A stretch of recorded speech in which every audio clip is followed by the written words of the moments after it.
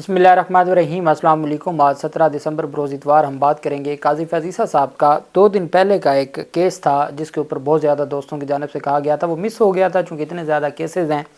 वो कमर बाजवा को तलब करने के हवाले से था और कमर बाजवा को तलब तो ना किया, फैज़ हमीद को तलब कर लिया और साथ बड़ी कोशिश की कि हामिद खान और शौकत अजीज़ सिद्दीकी के कंधे पर रख के इमरान खान के ख़िलाफ़ कार्रवाई की जाए और इमरान खान को तलब किया जाए और इमरान खान को नोटिस जारी किया जाए। लेकिन हामिद खान भी डट गए और शौकत अजीज़ सिद्दीकी ने भी इस मामले पर लाल झंडी दिखाई, जिसकी वजह से फिर जो मुअज़्ज़िज़ हमारा बेंच है उसने गुस्सा भी फरमाया और उन्होंने बजाय इसके कि कमर बाजवा को नोटिस जारी किया जाता, चूँकि फ्रीक बनाया गया था, उन्होंने उनको अब हुआ ये था कि शौकत अजीज़ सिद्दीकी ने इल्ज़ाम लगाया था। शौकत अजीज़ सिद्दीकी ने कहा था जी कि मुझे कहा गया, उन्होंने एक रावलपिंडी बार में तकरीर कर दी कि मुझे कहा गया कि आप नवाज़ शरीफ वग़ैरह को जेल में रहने दें और अगर आप बेंच में बैठते हैं और आपके पास इनकी ज़मानतें आती हैं तो आप किसी भी सूरत इनको आप रिलीफ़ ना दीजिएगा इंतखाबात से पहले। आपको याद होगा इंतखाबात से एक हफ़्ता पहले तो सज़ा हुई थी।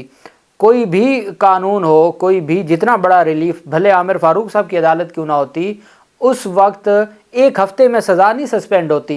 ये कहना कि जी ये कहा उस वक्त कहा जाता रहा कि जी सज़ा सस्पेंड करें, एक हफ़्ते में तो सज़ा सस्पेंड होती नहीं है, नोटिस जारी करना होता है, नोटिस जारी होने के बाद सज़ा सस्पेंड होती है। बहरहाल ये सारा मामला था। तो उस पर फिर जब शौकत अजीज़ सिद्दीकी का केस चला तो काजी फजीसा ने कहा कि भाई आपने अपनी पूरी पिटीशन में 4-5 लोगों पर इल्ज़ामात लगाए हैं, उसमें फैज़ हमीद है, उसमें कमर बाजवा है, उसमें और उस वक्त के जो अफसरान थे उनके नाम आपने लिखे हैं, तो आपने उनको फ्रीक नहीं बनाया। जब आपने उनको फ्रीक नहीं बनाया तो हम कैसे आपकी दरख्वास्त को सुन सकते हैं, हम कैसे आपकी दरख्वास्त पर कोई कार्रवाई कर सकते हैं। पहले उनको फ्रीक बनाएं, फ्रीक बनाने के बाद हम उनको नोटिस जारी करेंगे, हम किसी की गैर मौजूदगी में उसके ख़िलाफ़ बात नहीं करने देंगे। ठीक हो गया।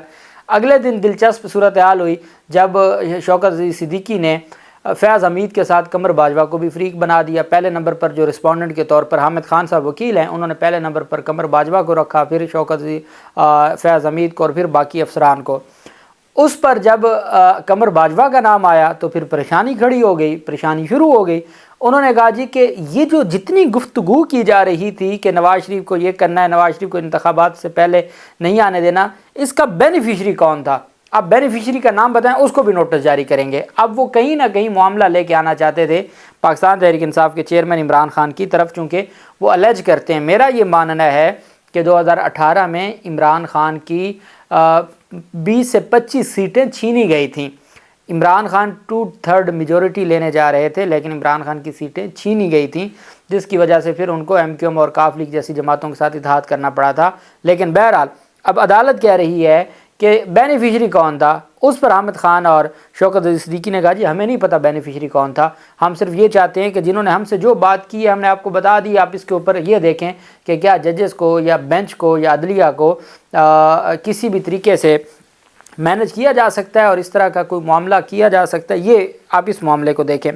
5 रुकनी बेंच था जिसने समाअत की काजी फजीसा की सरबराही में, और उसमें जस्टिस जमाल मंदोखेल साहब थे, जस्टिस जो सादत हसन साहब थे और जो बाकी मुअज़्ज़िज़ जजेस थे 5 रुकनी। हामिद खान साहब पेश हुए तो अदालत ने कहा कि शौकत अजीज़ सिद्दीकी के इल्ज़ामात क्या दुरुस्त हैं। शौकत अजीज़ सिद्दीकी को इन इल्ज़ामात पर मबनी की गई तकरीर पर बरतरफ़ किया गया। सोच कर जवाब दें कि क्या आपके इल्ज़ामात दुरुस्त हैं, क्या वो जनरल्स जिनको आप फ्रीक बनाना चाहते हैं वो ख़ुद 2018 के इंतखाबात में इक़्तिदार में आना चाहते थे। अगर शौकत अजीज़ सिद्दीकी के इल्ज़ामात दुरुस्त थे तो वो जनरल्स किसी के सहूलतकार बनना चाह रहे थे, जिसकी ये जनरल सहूलतकारी कर रहे थे वो कौन था। अब आप सुनते जाएं कि काजी फजीसा साहब, जमाल मंदोखेल साहब सारा मामला लेके जाना चाहते थे इमरान खान पे। हामिद खान ने कहा मेरे लगाए गए इल्ज़ामात दुरुस्त हैं। चीफ जस्टिस ने रिमार्क दिया आप हमारे सामने आर्टिकल 184(3) के तहत आए हैं। ये बात याद रखें कि असल दायरा इख्तियार के तहत क्या हो सकता है। क्या किसी और को फ़ायदा पहुंचाना मकसद था? आपका कहना है कि अदालतों पर दबाव डाल के किसी को नाअहल रख कर किसी दूसरे को फ़ायदा पहुँचाना मकसद था। आपके इल्ज़ामात से लग रहा है कि असल मकसद किसी और को वज़ीर आज़म की कुर्सी पर बिठाना था। चीफ जस्टिस ने रिमार्क दिया कि आपके इल्ज़ामात बहुत संगीन नौइयत के हैं। क्या एक शख्स को जेल में रख कर अपने पसंदीदा शख्स को जितवाना मकसद था? असल सवाल तो ये है कि फ़ायदा किसको मिला? असल फ़ायदा उठाने वाला तो कोई और है। आप सहूलतकारों को फ्रीक बना रहे हैं, اصل بینیفیشری تو کوئی اور ہے، آپ نے درخواست میں اصل بینیفیشری کا ذکر ہی نہیں کیا، یہ جناب ہمارے معزز چیف جسٹس فرما رہے ہیں۔ اچھا، یہ جو ساری جتنی بھی کارروائی ہے اور بینیفیشری اور فلاں فلاں فلاں، یہ مقصد ہے نواز شریف کو انتخابات کا ایک بیانیہ دینے کی، جیسے Zulfiqar Ali Bhutto case Peoples party کو بیانیہ دینے کی۔ قاضی فیض حسن نے کہا آپ نے لوگوں پر پیٹھ پیچھے الزامات لگائے، جن پر الزامات لگائے وہ کسی اور کے لیے سہولت کاری کر رہے تھے، سہولت کاری کر کے کسی کو تو فائدہ پہنچایا گیا، آئین پاکستان کی پاسداری نہ کر کے وہ اس جال میں خود پھنس رہے ہیں، سہولت کاروں کو فریق بنایا ہے تو فائدہ اٹھانے والوں کو کیوں نہیں بنایا گیا، جس پر وکیل نے کہا کہ فائدہ کس نے لیا، ایسی کوئی بات تقریر میں نہیں تھی اور نہ ہمیں پتہ ہے کہ کس نے فائدہ لیا۔ چیف جسٹس نے کہا کہ آرٹیکل 184(3) کی درخواست میں عدالت کا اختیار شروع ہو چکا ہے، فوجی افسر کسی کو فائدہ دے رہے ہیں تو وہ بھی اس جال میں پھنسے گا۔ وکیل حامد خان نے کہا فوج شاید مرضی کے نتائج لینا چاہتی تھی، جس پر چیف جسٹس نے کہا ایک امیدوار کو سائڈ پر اس لیے کیا جاتا ہے کہ من پسند امیدوار جیتے۔ وکیل حامد خان نے کہا کہ 70 سال سے ملک میں یہی ہو رہا ہے، جس پر جسٹس جمال مندوخیل نے ریمارک دی کہ کیا 70 سال سے جو ہو رہا ہے اس کا ازالہ نہ کریں۔ چیف جسٹس نے استفسار کیا کہ فوج ایک آزاد ادارہ ہے یا کسی کے ماتحت ہے، فوج کو چلاتا کون ہے، جس پر وکیل نے کہا کہ فوج حکومت کے ماتحت ہے۔ چیف جسٹس نے کہا حکومت فرد نہیں ہے، جو شخص فوج کو چلاتا ہے اس کا بتائیں، جب آپ ہمارے پاس آئیں گے تو ہم آئین کے مطابق چلیں گے، یہ آسان راستہ ہے، ہم شوکت علی صدیقی نے جو الزامات لگائے ہیں ان کے نتائج بھی سنگین ہوں گے۔ چیف جسٹس نے کہا سپریم کورٹ کو کسی کے مقاصد کے لیے استعمال کرنے کی اجازت نہیں دیں گے۔ جسٹس جمال مندوخیل نے ریمارک دیا کہ ہمارے کندھے استعمال کرنے کی کوشش کی جا رہی ہے۔ چیف جسٹس نے کہا ہم کسی ایک سائڈ کی طرف داری نہیں کریں گے۔ وکیل Sindh high court bar council صلاح الدین نے عدالت میں کہا کہ سابق جج نے اپنے تحریری جواب میں جن لوگوں کا نام دیا ان کو ہم فریق بنا رہے ہیں۔ شوکت علی صدیقی نے بانی پی ٹی آئی سمیت کسی اور کو فائدہ دینے کی بات نہیں کی، مفروضے پر ہم کسی کو فائدہ پہنچانے کے لیے کسی کا نام نہیں لے سکتے۔ یہ سندھ بار کونسل کے وکیل صلاح الدین نے کہا کہ جب انہوں نے عمران خان کا نام نہیں لیا تو ہم کیوں اپنی پٹیشن میں عمران خان کا نام لکھیں جب انہوں نے نہیں کہا کہ انہوں نے فائدہ لیا، جس پر چیف جسٹس غصہ فرما گئے، برہم ہو گئے۔ انہوں نے کہا اس کا مطلب ہے شوکت علی صدیقی کے الزامات بھی مفروضے ہیں۔ بیرسٹر صلاح الدین نے کہا کہ جن 5 اشخاص کا نام آ رہا ہے انہیں فریق بنایا جائے۔ جسٹس جمال مندوخیل نے کہا کہ نواز شریف اور مریم نواز کو انتخابات سے قبل جیل میں قید رکھنے کے لیے عدلیہ کا کندھا کیوں استعمال ہوا۔ بیرسٹر صلاح الدین نے کہا میں اس وقت یہ نہیں کہہ سکتا، نواز شریف مریم نواز کو جیل میں رکھنے کا اصل مقصد عمران خان کو فائدہ پہنچانا تھا۔ چیف جسٹس نے ریمارک دیا کہ بلا وجہ جو ہے وہ آپ اس سارے معاملے کو دیکھیں اور آئین اور قانون کے مطابق رہیں تو بات ٹھیک ہوگی۔ اس پر پھر بیرسٹر صلاح الدین نے کہا کہ چیف جسٹس نے ریمارک دیا کہ بلا وجہ لوگوں کو نوٹس دے کے تنگ نہیں کرنا چاہتے۔ اب پہلے خود کہا کہ ان کو فریق بنائیں، فریق بن گیا تو پہلا رسپونڈنٹ جب قمر باجوہ کا نام آیا تو پھر عدالت نے کہا کہ بلا وجہ لوگوں کو نوٹس دے کر تنگ نہیں کرنا چاہتے، سپریم کورٹ کو بطور کندھا استعمال نہیں ہونے دیں گے، مناسب جواب نہ ملا تو یہ سمجھیں گے آپ ہم استعمال کرنا چاہتے ہیں۔ اس کے علاوہ تو پھر شوکت صدیقی کا کیس صرف پینشن اور مراعات کی حد تک ہے، ہم 10 سال پرانے کیسز سماعت کے لیے مقرر کر رہے ہیں، عدالتی بینچز کی تشکیل انتہائی شفافیت سے ہو رہی ہے، خود ہی بتا رہے ہیں جو اپنی کاز کے اپنے خود جج۔ بیرسٹر صلاح الدین نے کہا مجھے یہ معلوم نہیں ہے کہ سب کچھ نواز شریف کی دشمنی میں کیا گیا۔ جسٹس جمال مندوخیل کا کہنا تھا شوکت علی صدیقی نے تقریر میں کہا کہ مجھے کہا گیا نواز شریف مریم نواز جیل سے باہر آئے تو 2 سال کی محنت ضائع ہو جائے گی۔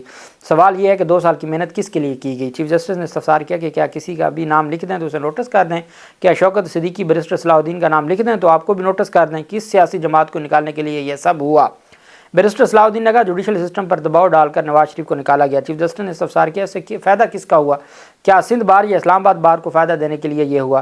وکیل بار ایسوسی ایشن نے کہا کہ ہم نے انکوائری کی درخواست کی ہے تاکہ حقائق سامنے آئیں۔ چیف جسٹس نے کہا کہ اگر سندھ بار شوکت صدیقی کی ہمدردی میں آئی کہ ان کو پینشن مل سکے تو یہ 184(3) کا دائرہ کار نہیں بنتا، ہمیں نہ بتائیں کہ انکوائری کریں یا یہ کریں، آپ معاونت کریں، جو کرنا ہے ہم کریں گے۔ جسٹس جمال نے کہا کہ مسئلہ یہ ہے کہ عدالتی نظام کو استعمال کرنے کا الزام ہے، ہمارے بندے کو استعمال کر کے کیوں کہا گیا کہ نواز شریف انتخابات سے پہلے باہر نہ آئے؟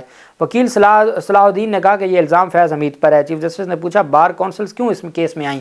وکیل نے کہا کہ ہم تحقیق چاہتے ہیں کہ کیا واقعی شوکت صدیقی کی برطرفی ایسے کسی معاملے کے لیے تھی۔ چیف جسٹس نے کہا ہم طریقے سے چلیں گے، شوکت صدیقی کو پینشن تو سرکار ویسے بھی دے دے گی۔ اچھا، بار بار شوکت عزیز صدیقی کی انسلٹ کی گئی، اس کو یہ سمجھا کہ وہ 5 سال سے اپنی ایک کہ مجھے کیوں نکالا، اس کی آئینی انصاف لینے کے لیے اور انکوائری کے لیے دھکے کھا رہے ہیں، اور عدالت نے بار بار قاضی فیض عیسیٰ صاحب نے اتنے جو ایسے طریقے سے کہا کہ پینشن لینی ہے تو ویسے آپ کو مل جائے گی، پینشن لینی ہے تو آپ کو وفاقی حکومت، ویسے انہوں نے کہا حضور ہم پینشن لینے نہیں آئے، پہلے بھی پینشن نہیں تھی تو ہم اپنے معاملات چلا رہے ہیں، اللہ کا شکر ہے۔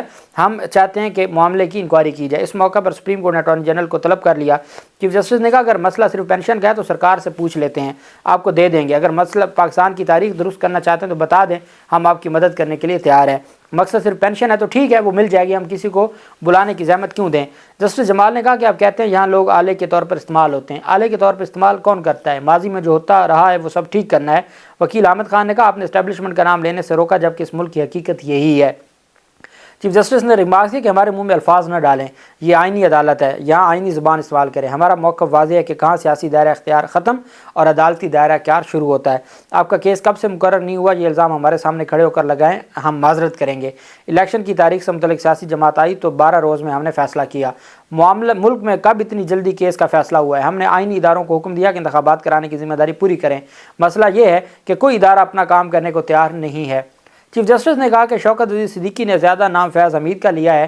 قمر باجوہ سے متعلق گفتگو تو سنائی ہے، قمر باجوہ نے شوکت صدیقی سے براہ راست کوئی بات نہیں کی۔ اب یہ خود ہی مفروضہ نکالا گیا کہ ان کا نام نہیں ہے فیض حمید کی حد تک، کیونکہ فیض حمید سے پرانا ایک معاملہ ہے۔ جسٹس جمال نے استفسار کیا کہ chief justice Sindh high court نے وہ بینچ بنایا تھا جو فیض حمید چاہتے تھے، چیف جسٹس ہائی کورٹ نے، اسلام آباد ہائی کورٹ نے۔ وکیل احمد خان نے بتایا کہ جو فیض حمید چاہتے تھے وہ ہوا۔ فیض حمید چاہتے تھے الیکشن 2018 سے پہلے نواز شریف کی ضمانت نہ ہو۔ چیف جسٹس نے کہا اب آپ خود معاملہ الیکشن 2018 تک لے آئے ہیں۔ جسٹس جمال مندوخیل نے پوچھا کہ نواز شریف کی اپیل پر کیا فیصلہ ہوا ہے، جس میں وکیل نے کہا کہ وہ انہی دنوں میں بری ہو گئے ہیں۔ دوران سماعت ایڈوکیٹ حامد خان نے الزامات کی تفصیل عدالت میں پڑھی۔ چیف جسٹس نے کہا کہ اب یہ کہہ رہے ہیں کہ صرف ایک انفرادی شخص فیض حمید تھا جو سب کچھ کہہ رہا تھا۔ جسٹس جمال مندوخیل نے استفسار کیا کہ یہ بتائیں نواز شریف اور مریم نواز کے کیس میں ضمانتیں ہو گئی ہیں؟ چیف جسٹس نے ریمارک دیا کہ ہمیں اس پر بات نہیں کرنی چاہیے، ہو سکتا ہے یہ کیسز کل ہمارے پاس آئیں۔ آپ نے الزامات میں کہا کہ فیض آباد دھرنا اسپانسرڈ تھا، کس نے اسپانسر کیا تھا؟ چیف جسٹس نے کہا دباؤ ڈالنے والے کس طرح کے فیصلے چاہتے تھے، کیوں دباؤ ڈال رہے تھے؟ حامد خان نے کہا ہم نے نام عدالت کے سامنے رکھ دیے، اب یہ عدالت نے طے کرنا ہے کہ کس کو نوٹس کرنا ہے کس کو نہیں۔ چیف جسٹس نے کہا جنرل باجوہ سے تو کڑی نہیں جڑ رہی، جنرل باجوہ سے تو کڑی نہیں جڑ رہی۔ آپ کہتے ہیں کہ فیض حمید جنرل باجوہ کے کہنے پر ہے، جنرل باجوہ قمر جاوید باجوہ پر تو براہ راست الزام ہی نہیں ہے۔ آج کل تو لوگ کسی کا نام استعمال کر لیتے ہیں۔ رامے بھی اس کیس سے غیر متعلقہ ہیں۔ بعد ازاں چیف جسٹس آف پاکستان نے شوکت عزیز صدیقی برطرفی کیس میں فیصلہ لکھوایا۔ عدالت نے سابق D G I S I فیض حمید کو نوٹس جاری کر دیا۔ سپریم کورٹ نے سابق چیف جسٹس اسلام آباد ہائی کورٹ انور قاسی، بریگیڈیئر عرفان رامے، سابق رجسٹرار سپریم کورٹ ارباب عارف کو بھی نوٹس جاری کر دیا۔ عدالت نے درخواست گزار شوکت صدیقی کو 7 روز میں ترمیمی درخواست دائر کرنے کی ہدایت کی۔ عدالت نے کہا کہ 3 افراد جنہیں شوکت عزیز صدیقی نے فریق عین بنایا تھا ان کا براہ راست تعلق نہیں ہے۔ قمر باجوہ، طاہر وفائی، فیصل مروت، ان کو نوٹس جاری نہیں کیا اور انہوں نے کہا کہ کیس کی آئندہ سماعت تعطیلات کے بعد ہوگی اور عدالتی حکم نامے کے مطابق ترمیمی درخواستیں 1 ہفتے میں دائر کی جائیں گی۔ اب پہلے تو قاضی فیض عیسیٰ صاحب نے اور جسٹس جمال مندوخیل نے پوری کوشش کی کہ 2018 انتخابات اور بینیفیشری کون تھا اس سارے معاملے پہ لگے رہے۔ جب شوکت عزیز صدیقی نے آ کے حامد خان کے کان میں کہا کہ ہم عمران خان کا نہ نام لینا چاہتے ہیں، نہ ہمیں پتہ ہے کہ عمران خان بینیفیشری تھا، ہمیں نہیں پتہ کہ کیا معاملات تھے، ہم صرف یہ چاہتے ہیں کہ انہوں نے جو کہا وہ ہم نے آپ کو بتا دیا، ہاں آپ انکوائری کروا لیں، تو آپ جس کو بلانا چاہیں ہمیں کوئی اعتراض نہیں ہے۔ جب عمران خان کا نام لکھنے سے اور ان کو فریق بنانے سے بیرسٹر صلاح الدین جو سندھ بار کونسل کے وکیل تھے اور حامد خان جو کہ شوکت عزیز صدیقی کے وکیل تھے اور درخواست گزار خود شوکت عزیز صدیقی نے انکار کیا، تو پھر عدالت بالکل دوسری طرف چلی گئی اور انہوں نے پہلے وہ کہتے تھے کہ آپ نے جن پر الزام لگائے ان کو بلایا جانا چاہیے، جب ان کو فریق بنا دیا اور درخواست امینڈ کر دی اور ان کو نوٹس جاری کرنے کا کہا تو کہا گیا نہیں ان کی تو کڑیاں نہیں جوڑتی، یہ تو ڈائریکٹ ان کے اوپر الزام ہی کوئی نہیں ہے، یہ سارا الزام تو فیض حمید پہ ہے تو فیض حمید کو بلا لیتے ہیں۔ تو انہوں نے کہا جی جس کو آپ بلانا چاہیں، لیکن عمران خان کو بلانے کا ہم نہیں کہیں گے، نہ ہم ان کو درخواست میں فریق بنانا چاہتے ہیں۔ بہرحال عدالت نے پھر سماعت کو ملتوی کر دیا۔ اللہ پاک پاکستان کا حامی و ناصر ہو۔ بہت شکریہ۔ اللہ حافظ۔ پاکستان زندہ باد۔